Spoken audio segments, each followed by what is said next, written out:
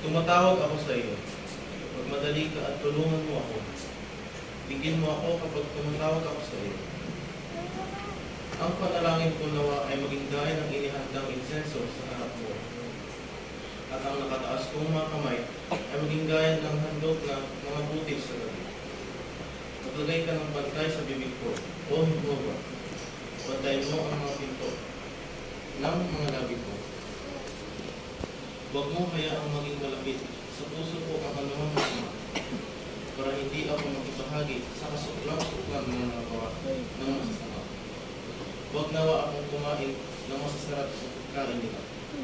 Kung saktan ako ng matuwid, itutulong ko ang tapat na pag-ibig niyo. Kung sawayin niya ako, magiging gaya iyon ng langis sa ulo ko na hindi tatagihan ng akin. Patuloy akong mananalangin kahit sa panahon ng kapamakan nila. Ihagis man sa bangin ang mga kusong nila, pakikinggan ng mga tao ang sinasabi ko. Dahil kalugod-lugod yun. Gaya ng lutong pinukal ng araw, ang mga buto namin ay kinalat sa bibig ng libingan. Pero ang mga mata ko ay nakatingin sa iyo, o pataas-taas ang Panginoong Jehovah. Sa iyo ako nangangalulo. Huwag mong kunin ang buhay ko.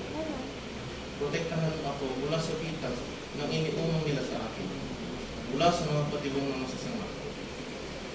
Sama-samang mahulog ang masasama sa sarili nilang lambat, habang ako ay ligtas na tumatala.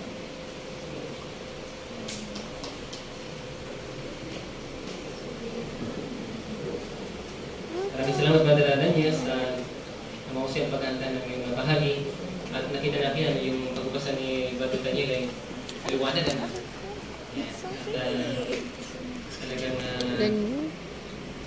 ginamit niya yung tamang mga pantas para lalo pa niyang malinaw na mabasa yung bawat salita.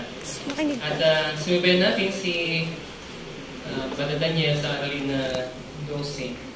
Mabait at may impact siya. Sa paano natin kaya magawa ito? Sabi ko sa ating kusyon at tuturo, magsalita ng taimtim at may damdamin at ipadama sa mga tagpirin mo ang pagmamalasakit ka.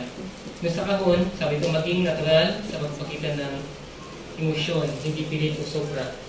Lagyan ng damdamin ang pagbabasa mo, at ibagay ito sa binabasa mo. Yung binasa ni Brother Daniel ay awit ni David, ano? At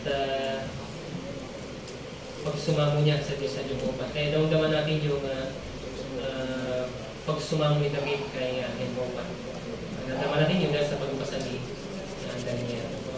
Salamat, Brother Daniel, sa pagbabasa mo sa bahagi. Ngayon, magpunta tayo sa mahusay sa ministeryo. Pagpasimula natin pag-usap. Hindi formal na pag-usap. Pagsimula na pag-usap sa taong tinutulungan mo. Pag-ulit natin yung inyandang presentation na Sister Tina at Sister Guillermo.